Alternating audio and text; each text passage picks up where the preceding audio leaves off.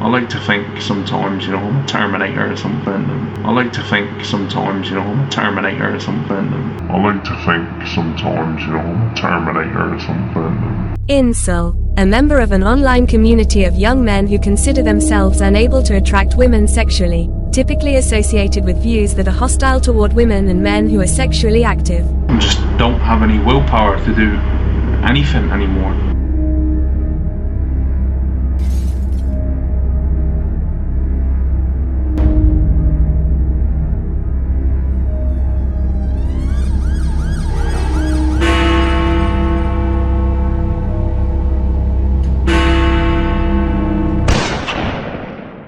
It seems as an adult, there really isn't very much to look forward to.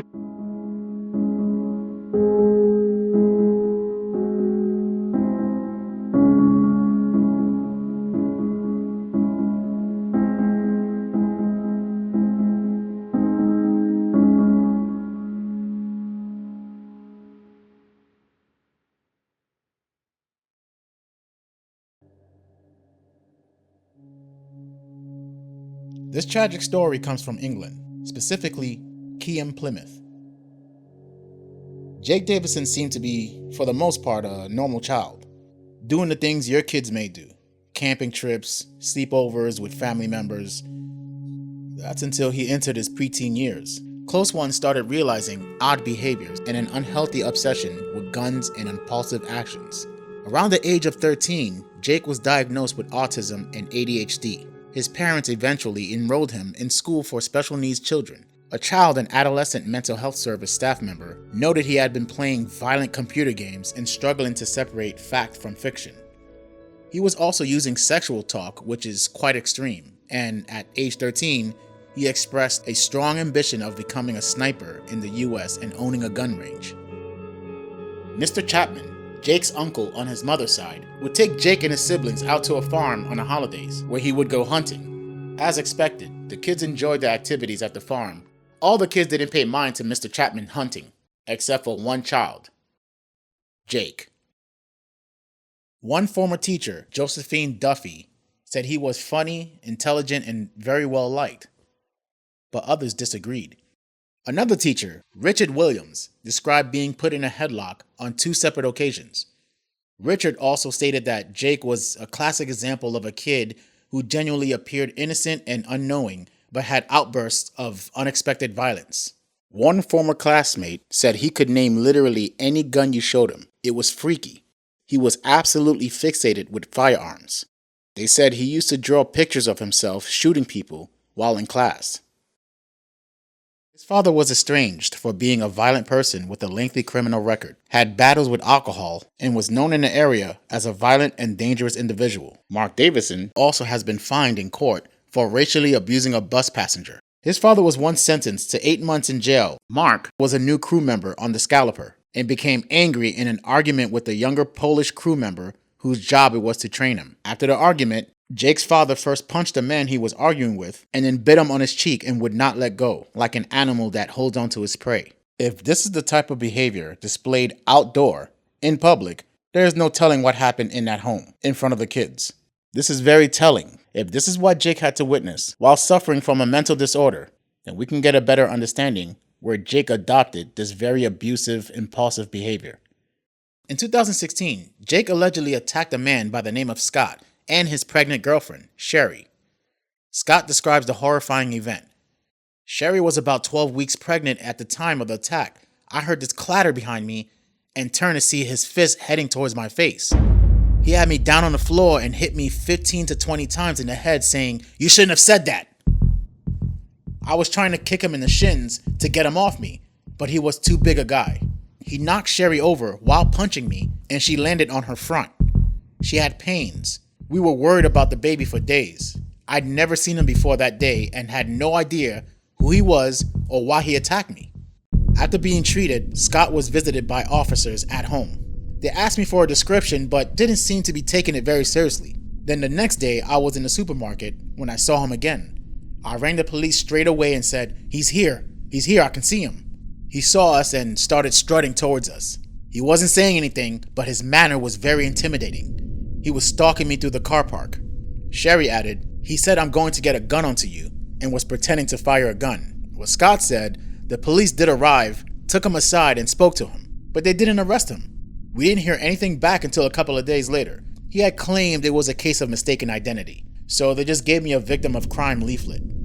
After that, whenever he saw us, he started trailing us. He knew where we lived and would stare at the window whenever he passed. I told the police, but they said we had nothing to worry about. We decided to move in 2018, and a big part of the reason for that was him. Mark Davison, his father, said his son was in his own world. His mother would get in constant heated arguments with Jake on a regular basis. Jake had a history of emotional and behavioral difficulties. As Jake grew older, he started gaining interest in certain social media cults on YouTube and Reddit. There, he would express his frustrations of his love life or lack thereof. I hate it when people say, teenage love is overrated. Here's the thing, they think guys that are virgins until they're older think we must think it's some romantic movie or some teenage romance movie or something. No, I don't think of it like that. But here's the reality. You can say what you want, teenage relationships are fleeting. They only say that because teenage relationships are fleeting. The breakup after is usually bad. But here's the thing. When you're young, when you're fresh, and your hormones are raging, that's when you feel it most intensely. That's when, you desire and love most strongly, when you get older and things, I don't know, maybe this is depression, anhedonia, I don't know, but it seems like things have just seem to numb more.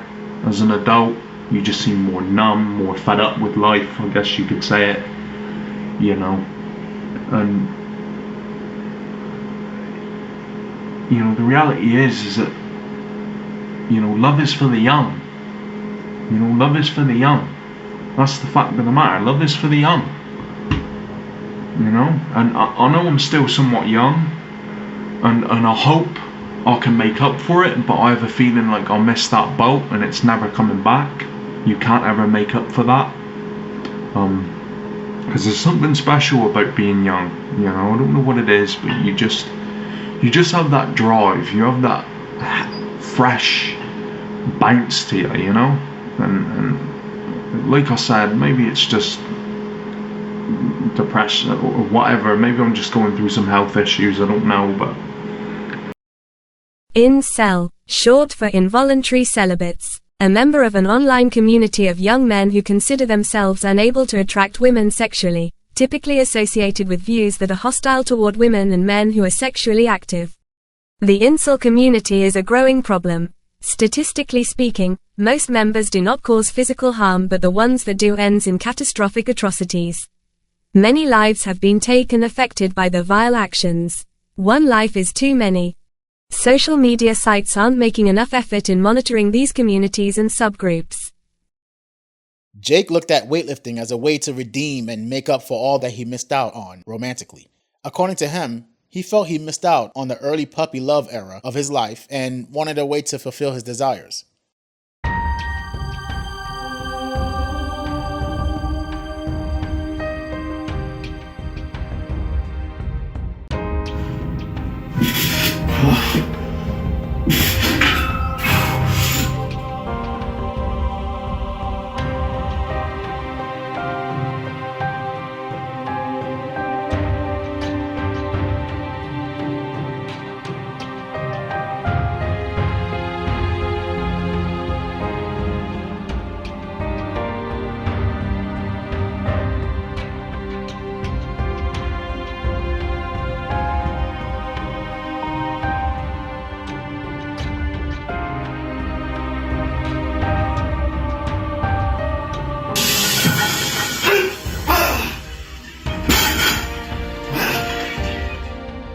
But yeah, I'm going to try and make up for it the best that I can. Do my absolute best, but can you really make up for it? I'm not really sure. I'll do the best I can, but you know, youth gone is youth missed, I suppose, because as an adult, to me, it looks like there really isn't much to look. And I'm not trying to be a downer, I'm not trying to be a depressed head, I'm not trying to be miserable, but it seems as an adult there really isn't very much to look forward to unless you become very, very rich, which most don't, or you work a profession that you really enjoy in life. Darren Wood, the partner of Jake's mother Maxine, made claims of Jake using steroids and would consume 12 energy drinks a day and supplements as part of his weightlifting regimen. His hair was falling out, and his mother would say to him, "You need to stop drinking that."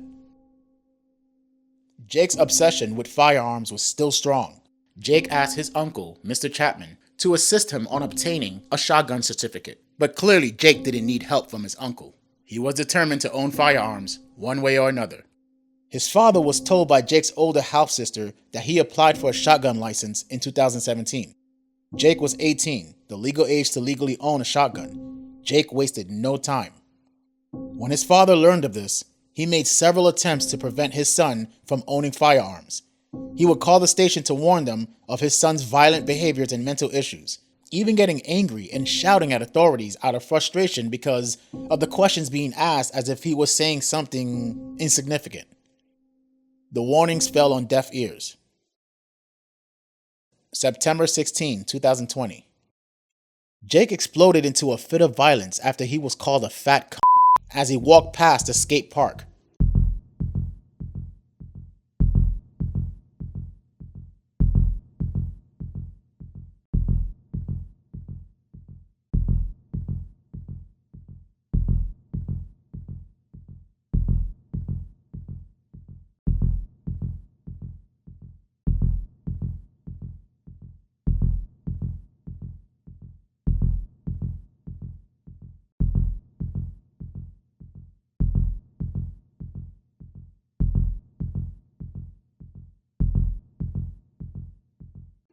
A young boy was so badly beaten, he needed hospital treatment for a split eyebrow, nose, and lip. When a 15-year-old girl tried helping her friend, Jake slapped her and left the scene.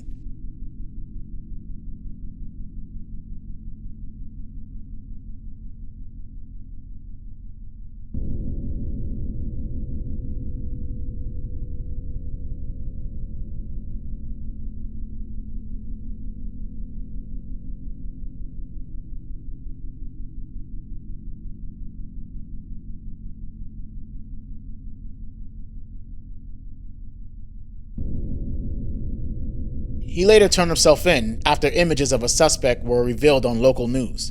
Under pressure not to send more cases to courts already overloaded due to COVID-19, Davison was not charged with the assaults.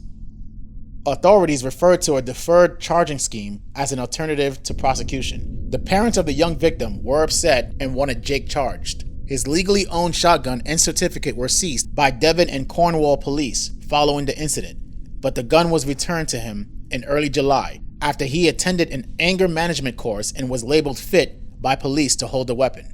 His own mother and other relatives claimed to have begged the police and NHS to help him with his mental problems. In July 2021, Davison told a GP injecting steroids had affected his libido and that he was developing breasts, further displaying its growing physical and psychological effects. Mix that with an emotionally unstable, violent person such as Jake, and you have yourself a ticking time bomb.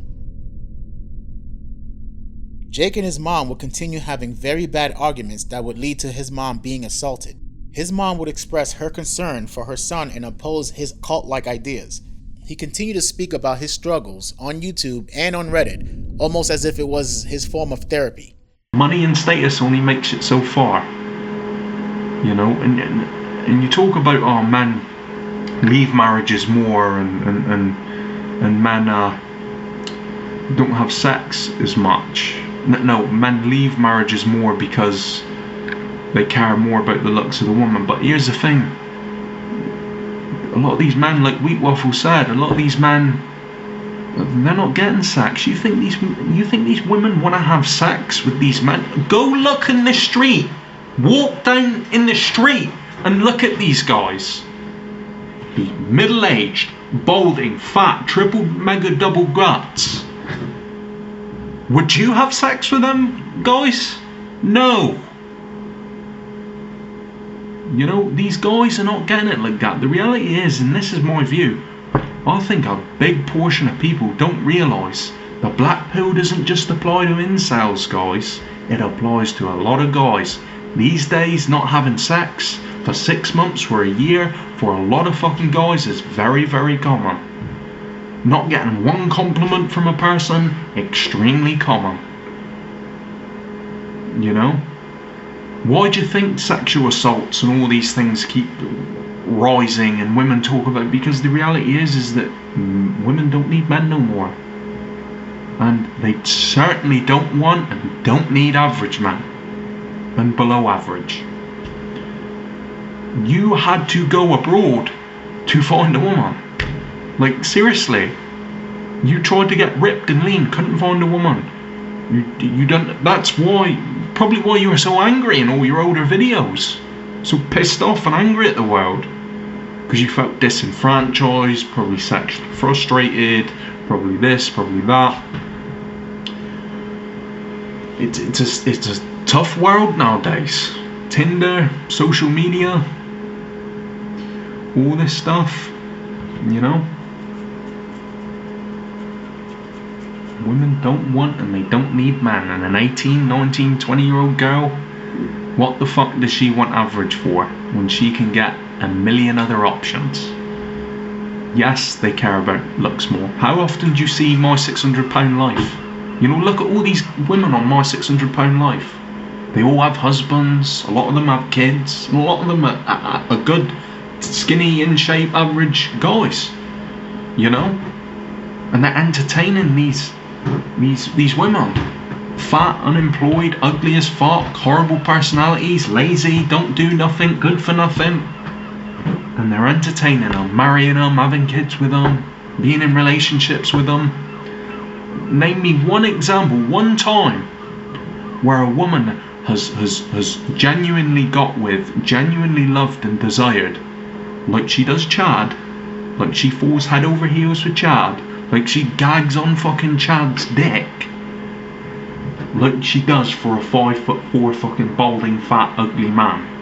Never has it happened once. Never. Right. As a man, I don't sit there and write off a huge portion of women like women do. You know, but yeah, you know, women are biologically wired. You know, this is just a quick rant, maybe probably a bit crap shit video, but I thought, you know what, you know, put my little voice in there too, put my little quick reaction in there too. But yeah, you know, I think Weak Waffles, he took the shittest fucking points he made. Like he's always going on about studies. Studies. Vegan gains, the sky is blue. You gotta study? Oh, vegan gains, you know? Have I gotta drink water? I'm gonna need a study. Like, I hate this notion you need a study for everything. No, you don't. You know, generally if you remove your ego and your self-esteem, you remove the ego from the equation, which is what blinds a lot of people. That's the problem. Ego. Remove the ego. Human perception and common sense is very, very good at analysing things. Otherwise we wouldn't have built what you see around you. If we're so shit at understanding the world, as so many people that love to advocate studies so much like to claim, how did we manage to develop these tools? How did we manage to do all of these things without studies? Fucking hell, you know what I mean? You know? We used our common sense for thousands of years to hunt deer, how does this animal behave? How does this animal? We used our sense. He also described his fascination with previous atrocities, such as the Hungerford Massacre in 1987. Here's a convo on Reddit that he had with a minor. If you want, you may pause and read it, but I warn you, it is pretty weird and very disturbing.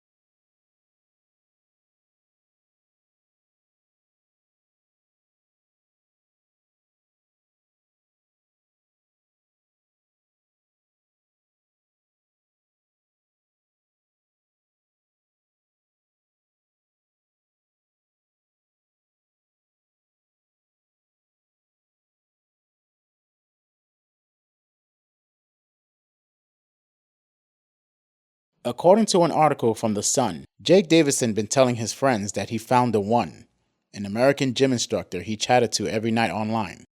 But he soon discovered it was a con after the scammer tried to get him to send money for her to travel to the UK.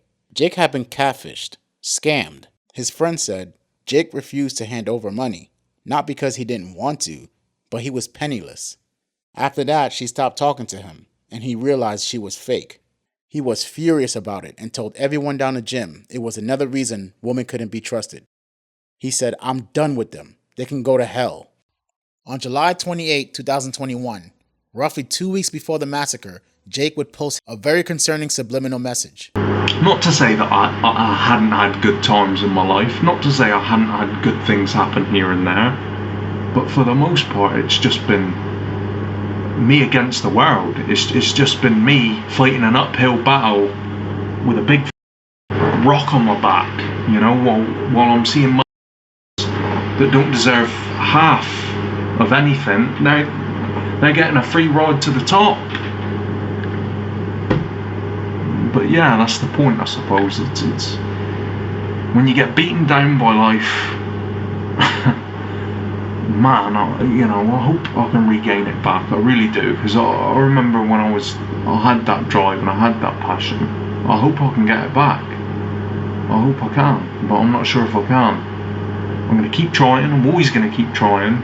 I think as long as you're breathing air, it's like in the Terminator, right? Fate is nothing. The whole premise of the Terminator movies is that, everything's rigged against you. There's no hope for humanity. We're on the brink of extinction. These machines are unstoppable, killing machines that can't be beaten, can't be outsmarted. But yet, humanity still tries to fight to the end. And I know it's a movie, but I like to think sometimes, I'm a Terminator or something. And I like to think sometimes, I'm a Terminator or something. And, I'm a Terminator or something. And despite reaching almost total system failure, he keeps trying to accomplish his mission, He clearly disregarded the rules of social media platforms. Obviously, the conversation between him and the minor were very inappropriate and violated Reddit guidelines, which resulted in a suspension of his account. August 11, 2021. The website Reddit decided to suspend his account. In my personal opinion, I believe that fueled his anger even more and pushed him over the edge, causing him to completely black out. He has given up. I just don't have any willpower to do anything anymore.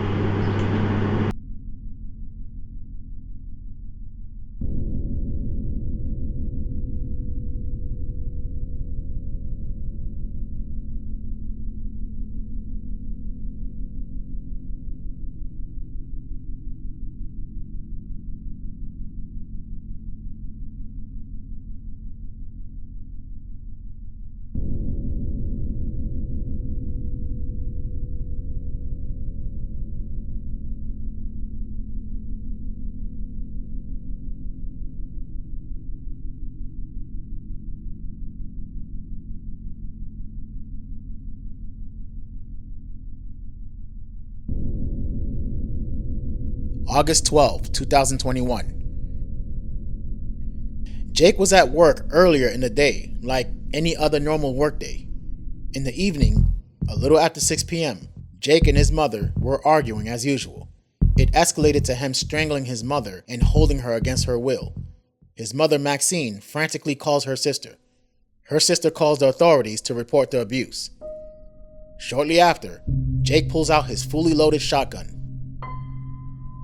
The first victim, his mother, Maxine, just recovered from cancer. Her brave battle with the deadly disease would go in vain after she was gunned down and left in the house to die by her own son.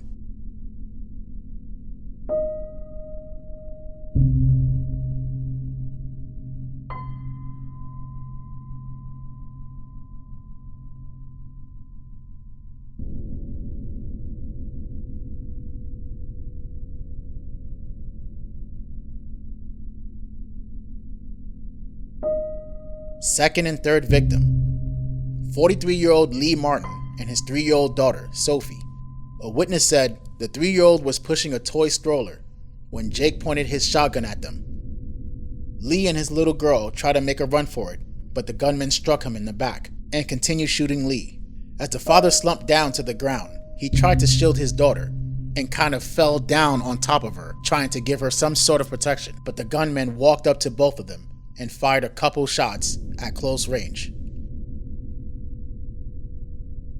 The fourth and fifth victim. Jake continued his killing spree down the street and fired rounds at 33-year-old Ben and his 53-year-old mother, Michelle. Michelle Parsonage's hand was badly wounded, but managed to run out and cover the bodies of Lee Martin and his daughter Sophie with a blanket after Jake left the area.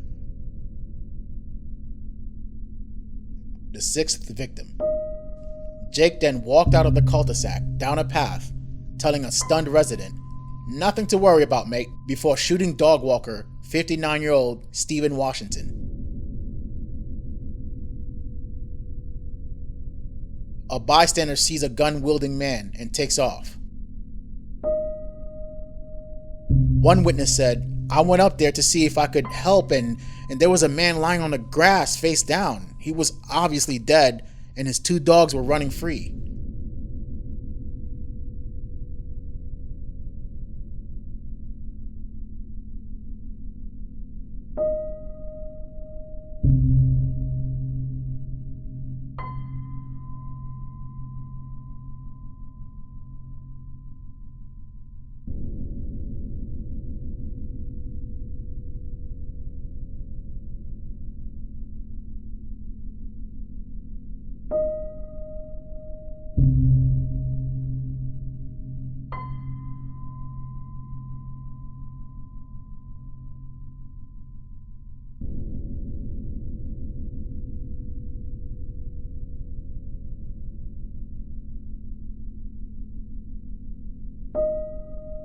And finally, the 7th victim, 66-year-old Kate Shepard, smoking a cigarette outside of the Blush Hair Salon.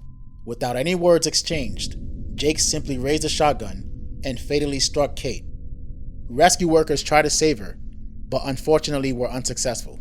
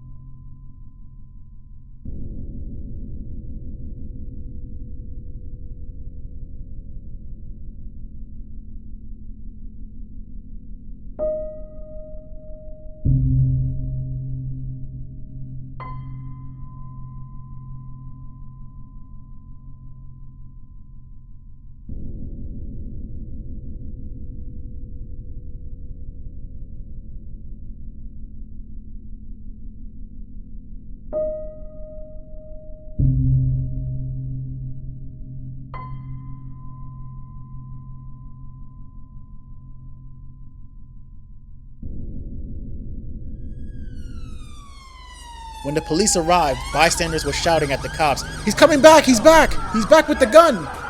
An officer wanted to negotiate with Jake, but the gunman felt his killing spree was over. He turned the weapon on himself and fired. Out of the 7 victims, only 2 survived. Michelle and her son Ben made a full recovery. A witness told Mel Online, Michelle is a very courageous woman because the gunman had only seconds left the street and headed into the park. She herself had already been shot and wounded, yet she put her life on the line to make sure the father and daughter killed had some dignity.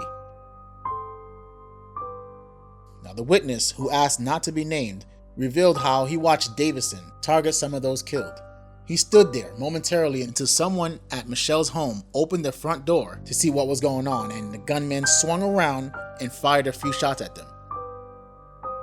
I was watching out the window and he momentarily caught sight of me, and so I ducked down out the way.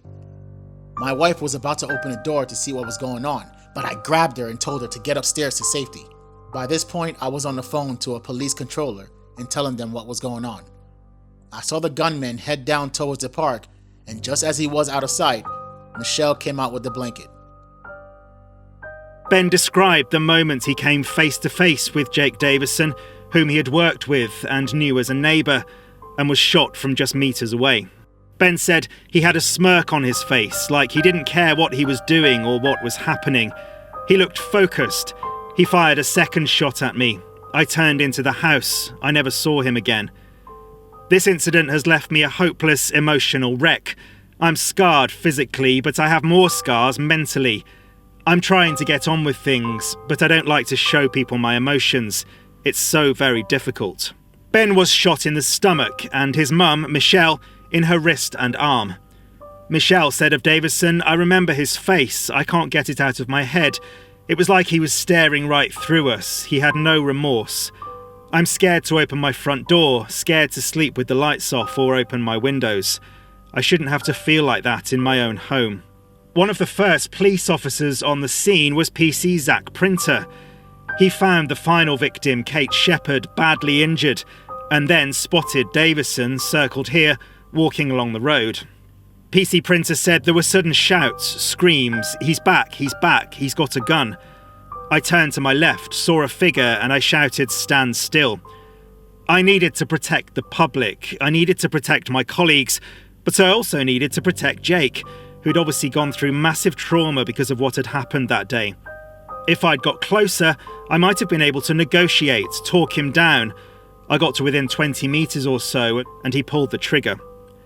I sprinted to Jake, but he had suffered catastrophic injuries, non-survivable injuries, and the shotgun was laid at his feet. Police discovered some dark material on Jake's computer. He spent countless hours online, and authorities found a plethora of files on his computer, of which 57 contained shocking and unacceptable content, including posts about incels. YouTube and Facebook finally removed his account 1 day after the massacre.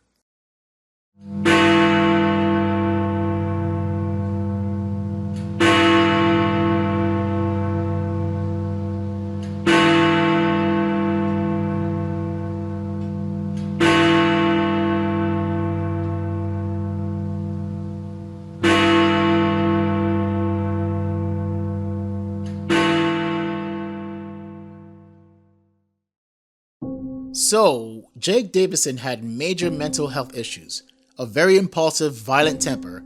He assaulted a man and his pregnant wife. The man had to be admitted to the hospital. He stalked and terrorized the couple he assaulted, forcing them to move out of fear for their lives.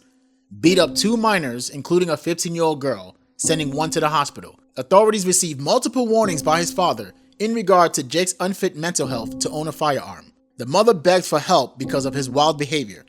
He got his gun license suspended and his firearm taken. Then authorities returned his weapon to Jake on July 9th, a month before the massacre. David Reese, the firearms inquiry officer of the licensing unit, ran a background check uncovering 2 assaults on teachers and 1 on a fellow student. Jake disclosed he was autistic, Police also knew of an alleged bust-up with his father in 2015, and the assault on the minors at the skate park, which resulted to his gun being confiscated by police. But all these things were not considered. Mr. Reese told the inquest the department was in dangerous shambles. Only thing that was systematic was the failure to properly assess risks. He met Jake Davison and took his word. He wanted a shotgun for clay pigeon shooting and had no history of stress, anxiety, and depression. I can't even make this up. I can't even make this up. This is insane.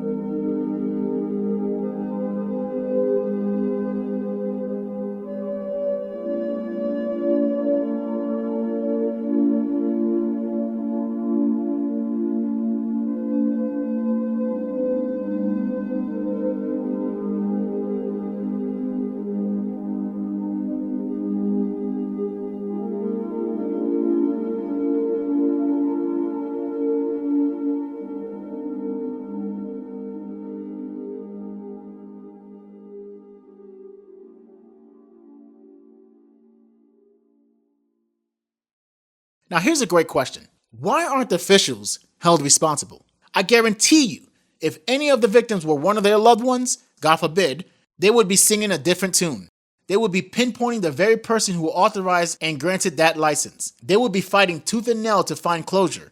But since it isn't someone that concerns them, you get the same old redundant script. We apologize, or prayers and thoughts go out to the family. What a load of shit. Thank you for watching. Disturbed is the word. And like I always say, please be safe.